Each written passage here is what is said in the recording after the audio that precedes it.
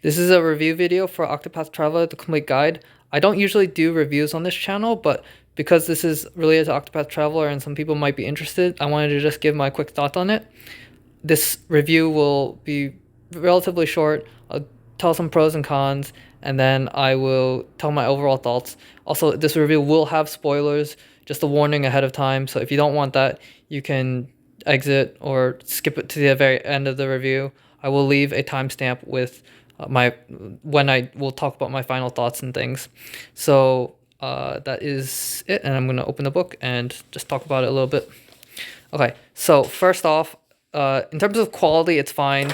About what you would expect from a guidebook. Paper is fine. If you read strategy guides when you were a kid, like the Prima guides or the Nintendo guides and such, quality's on par with that or better.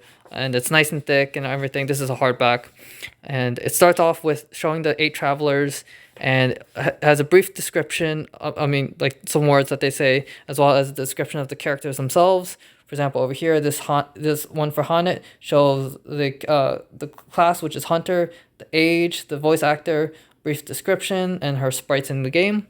So it has that for all 8 characters. One thing that I thought was a smidge weird was it doesn't put it in Octopath order. It puts it, well, I mean, like, as in, it doesn't start with Ophi and then Cyrus, then Tressa, which is what I think would be a little better for, like, a canon order, but it's fine. And it does, like, go partly Octopath, because it does end with, like, the OCT part, and Tressa's the T. But anyways, one thing that's kind of nice in terms of a pro is that it does have a lot of information in it. For example, this is something that a lot of players don't know about the difficulty scaling in the game. So this section over here in the very beginning just briefly mentions the danger levels of the different dungeons. So this is when in Chapter 1 dungeons, if you go inside and you've beaten a couple chapters already, some of the enemies might be a little stronger. And this basically just describes how that works with a point completion system. And if you complete a chapter, you get a certain number of points. And after every certain number of points, the chapter enemies will get stronger for Chapter 1 places. And also some like roads on the way to Chapter 2. But anyways, it does mention some basics, boosting, braking. This is all stuff that's, in the game and also in some online resources, but just goes over it since it's like very like rudimentary such things. And restoring reputation, same thing. And then also like different locations and things that you can use. So basics about the game that are semi-useful. I'm sorry if the lighting is bad. I don't usually do reviews or anything like this, but can't really do this with the capture thing on my computer, so... Okay, one thing I don't like... Alright, so the next section is going to have a little bit of spoilers about the bosses, but I'm going to go over this. Alright, so one thing I don't like is the actual strategy descriptions themselves are not... It's not that good. It just mentions, kind of... He'll say something like, the enemy hits hard, heal HP, and, and it's weak to this and this and this and all that. But it doesn't say, for example, the HP or the stats of the boss, which I think would be very helpful. And it doesn't go into deep detail about the different phases and such. It does go over this a bit, but not extremely so. And I also think that the way that these this is ordered in general is very bad. Like most players who are new to the game will not be rushing straight from Chapter 1 to 2 to 3 to 4. I think that in this section, they should have included the maps that are relevant to the bosses. And it doesn't have that. And it's the same thing for all of these characters and their bosses. It doesn't mention that. Later in the book, it does have the map section, which is actually quite illustrated and nice. It's just, it should have been put together in this section as well. So I don't like that. And same thing, there's a section for enemies later in the book, and I'll reach that later. But it doesn't mention this here, and I think that that's worth mentioning, right? Also, I guess one thing I was semi-curious about is over here, Ulbrich. It mentions a Lizard Man Chief, but it doesn't mention Erhardt, for example, who you fight right afterwards. And I think that that's worth a mention, for example, all right? But anyways, not... there's sections for like all this stuff later. It's just it could have been done better in my opinion, but I digress. Okay, so after this boss section, there's some more such things. So this over here is the side story list. All right, so the side stories, and does mention this, but one thing I really don't like is it shows these as like numbers. So like, find this guy in this thing who's like B23 or like D17, and later in the book there is a section where it goes over who is what. Like this character is X, and a number 53 and 31 and X12 and all that. But that is annoying as hell. They should have really just put the picture next to each one and done a section by section, in my opinion. But it is a lot of information, and it is helpful overall, and it does tell you what you need to do. You need to purchase this or steal this in order to obtain this, and that is useful. And then it tells you the different ways of doing it as well as the rewards. So that is nice, but it could have been done better. All right. Okay, so I'm gonna just go through this a little bit, and I guess I will be jumping around a little bit between like some pros and cons and such. So over here, this section will basically be telling you the travel banters and such. So over here, if you look, for example, it tells you which characters you need and also the location of when it like triggers and such, which is nice and all. One thing I do wish that this mentioned though is in Ophelia's section. She has this very special case. One of these, I don't remember exactly which one specifically, but there's a time in Ophelia's storyline when she's basically in a prison and she cannot actually switch party members. And because of that, it's the only travel banter that you are forced to pick between one or two, because you can't switch party members during that time. So the only way to experience both travel banters is to save beforehand and experience both. And it doesn't mention that. But I think that was more of a developer oversight, because they didn't realize, oh, she's in prison and she can't do that, and you can't switch characters at that time. But anyways, here's something else that I really that I'm not a huge fan of. Okay, so it does mention the job shrines and the bosses and such, but I think that this strategy section is very lacking, and it was the same thing earlier in the book when I was showing you these bosses and such. The strategies that they mentioned don't escalate to much more than heal HP and do damage, and it mentions the shields and things, but it could go into a lot more depth about the phases and such things. So for example, Balagar over here, it mentions it doesn't really mention more in depth about his various attacks and strategies to kind of cope with that. For example, loading up on light and dark attacks or like axe things. It's very lacking in that regard, in my opinion.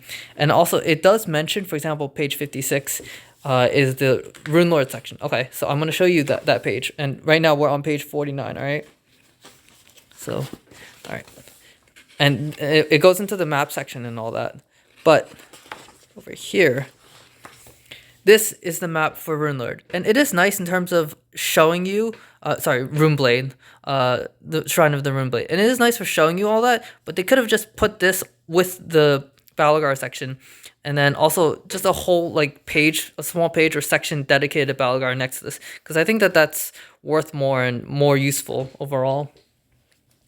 Okay, so let's see. I did write down over here my other things I wanted to mention. So, okay, something else too is the way that the information is organized. So if you look here, it shows you the letters and the numbers, and then there's a whole chart where you can kind of compare and see who has what, or what NPC has different things. So for example, over here it mentions this, and kind of a guide, but that's really annoying that you have to keep going back and forth between the pages. This is a lot of pages in between, and then it has a lot of pages, a lot of charts with this. This is very annoying and bad, in my opinion. They should have just restructured this. But in terms of raw information, this is helpful, and it is useful in terms of to have all of this. And I suppose there is something to be said about having all of that in one section and being able to look at all of it at once. So that's not bad, but it's just, it would have been a lot better to just have it all together.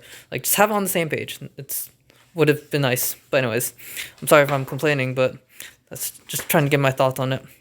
Okay, so something I really like though is the way it shows the map. So for example, rather than showing, oh, this is the loading zone, and then you go into the palace, it shows you enter from here and you go up around and go into here. That's not as super important in a town. It's really nice in a dungeon because it shows you the different pathways and such, and I think that that's really nice. For example, the Muslim catacombs, and it shows you the different pathways and such. I think that's cool. And something else too is it does list all the enemies, their immunities, and also like their HP and all that stuff, and their shield and what they drop and everything. So that's pretty nice and all. One thing I do wish is that it had the pictures, because well, in battle you can hover over the enemy, but just having a small picture would have been nice. I remember when I was a kid and I was reading the Final Fantasy guidebooks or the Legend of Dragoon guidebooks or other guidebooks, it would mention that kind of information and just have a picture with it. This doesn't have that picture with the enemies, and it would have been nice to have that. But I do like that it shows the dungeons and the pathways and all that, and I do think that that is nice, and not bad. Alright, so I'm just gonna, I guess, skim over some other things. One other thing I guess I'll mention is when it does mention a town or something. For example, this is a town, and this is Saints Bridge. It does show you the items that the shops have and such, and also the armory and things. And let me see if I can focus. Okay, so one thing I don't like though is that it doesn't mention the stats of the items and such here, and I don't like that. I think that it would have been helpful just to have it mentioned there. And also, I think that for a guidebook, it could mention like, for example, it could say something like, since you're in this town, you can get this empowering bracelet, which is very helpful and powerful and useful because it adds 500 HP. Or if you need more damage, you can get this weapon and such. And it could just do a small little blurb. And there's like space here and such for it, but it doesn't mention that. Not a huge fan of that, but it is nice and it does have all that information. And also, having a physical book is nice, all right?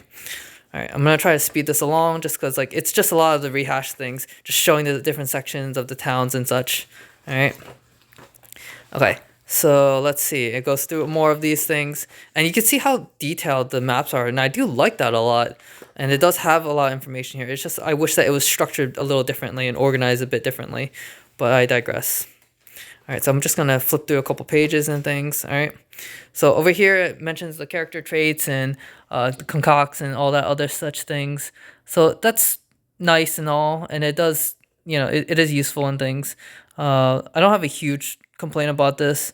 I do think it could have, put more advice in terms of guides and such. Like, for example, when you mention purchase, you can mention some useful purchases early or later, but I suppose that might also come down to opinion, what you think is useful. But there is some stuff that for a fact is, for example, the best of a certain type and such.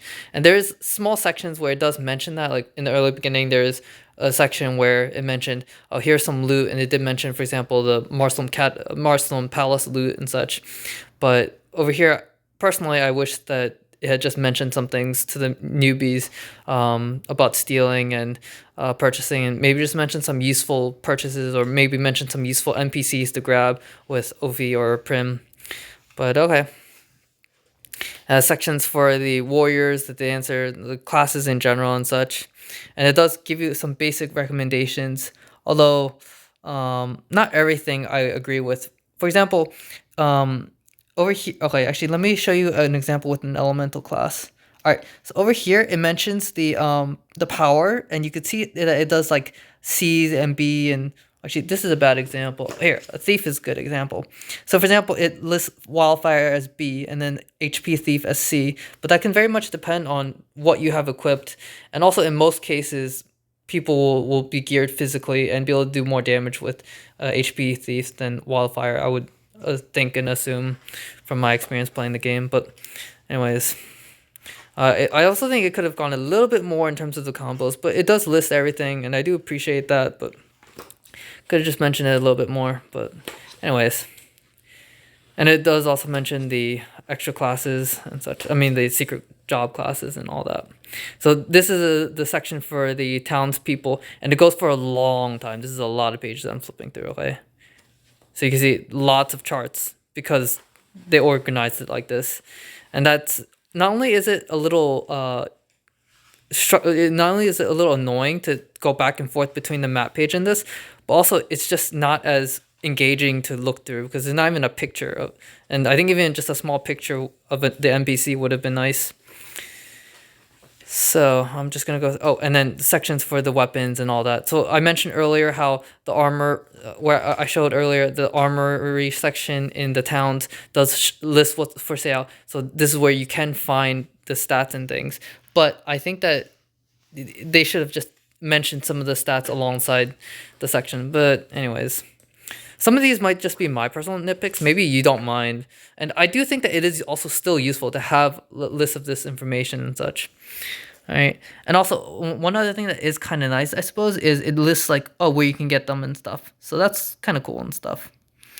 And yeah, show that, and it does mention the type and stuff too, like side story, Russell's Repentance. All right, so in order to get that.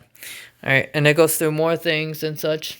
All right, this is the beast lore section. So it just mentions what monsters have what attacks and things. So that's kind of nice. All right, and I guess that is useful and pretty good and such.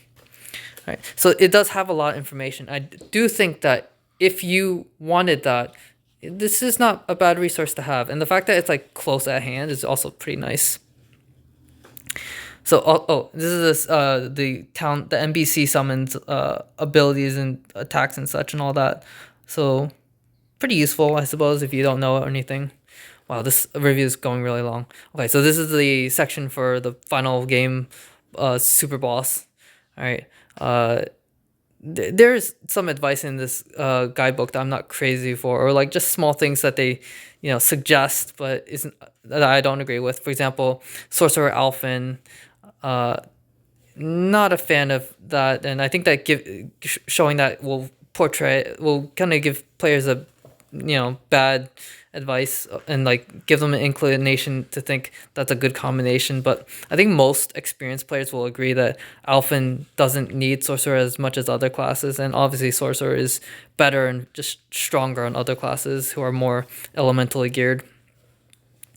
Okay. It does have a little extra section. This is more lore and artwork and such. And I've mentioned earlier how the artwork is really nice, and I do like it here too. It's really fun to just browse through and see. And there's some cute chibi artwork and such, and also just the portrayal of characters and the way that they're drawn is a little different. So I do like that.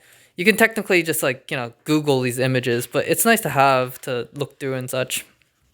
Right, and then also the maps and such a little bit.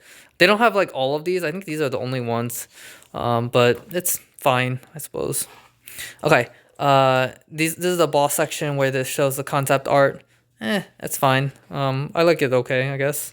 I guess some pictures are pretty cool. I like Ogre Eagle. It's Toxic Rainbow, and you can see there's like rainbow wings and such and things, and then Han's boss is very terrifying, of course. All right. And then all these bosses, the 4 secret job bosses, and how they all wear masks, and everyone else too. Esmeralda, so if you see, she has the crow thing.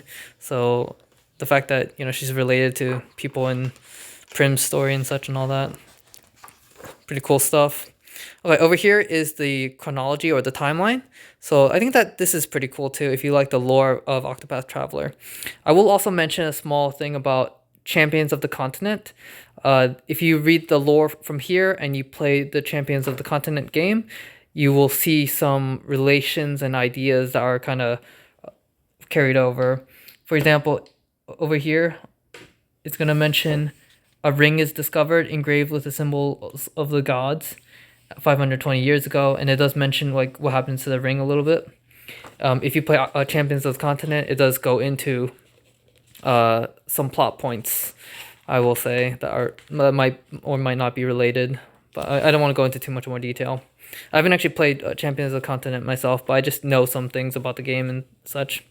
Okay, so this section is a tabletop RPG section where basically they told a story and they told it in like tabletop form, and they pretend like there's a GM and the characters are talking and interacting. So it's kind of a story, and you can read that if you'd like. I didn't actually read it, but other people might be more into that kind of thing.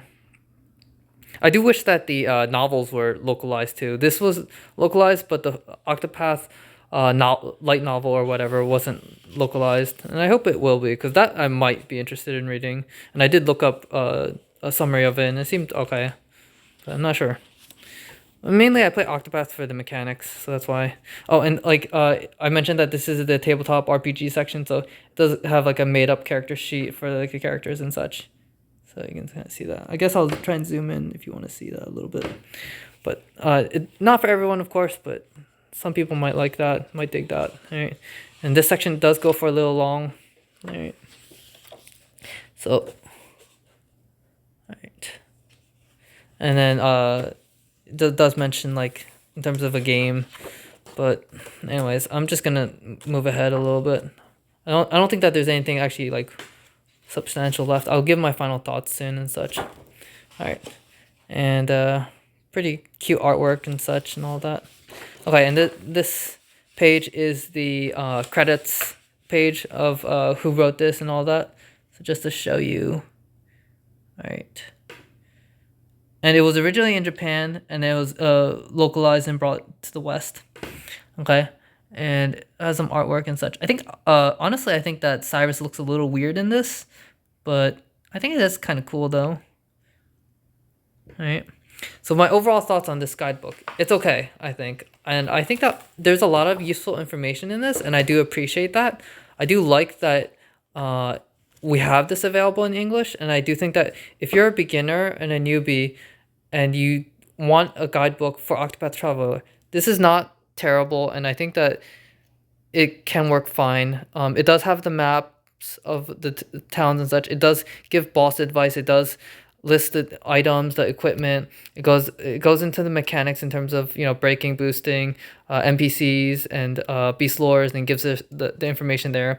There's some lacking information in terms of character, in terms of boss data and strategic advice that I don't personally agree with, and also boss information that I think would be helpful. But it does provide some of that, and it's not, you know, useless. I'd say if you follow this and you use this as a resource and you're a beginner, I think it's fine.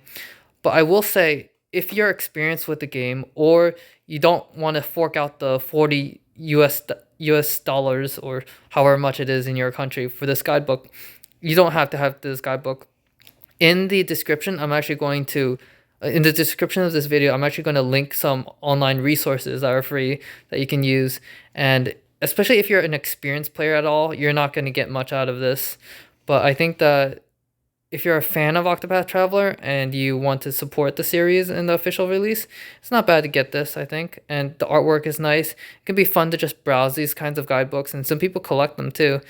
And I think that there's some fun trivia, some fun facts, some interesting information that you won't find in most other places. I will say that if you're an experienced Octopath fan, you'll probably know the majority of the information here. But in that case, you probably wouldn't need a guidebook. You would probably just be getting this for fun. And if you're going to get this for fun, then I think that this is solid. If you're a fan of Octopath Traveler, I think that it's worthwhile. But overall, that is my quick thoughts on it. So overall, I'd say lacking some information, and also could be improved structurally if they organize some things better in terms of sections. But it does have a lot of information, some of which is not obvious to players.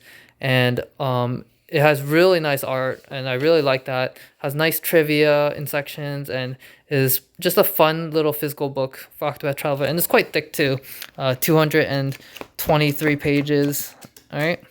So that's my thoughts on it. I hope it was useful. If you got it, let me know your thoughts. If you think this was good, bad, or not. And if you want further resources, I will link some in the description for online guides and such if you need to use that instead. All right. I hope that was helpful. Thanks for watching. Take care. Have a nice day. Bye.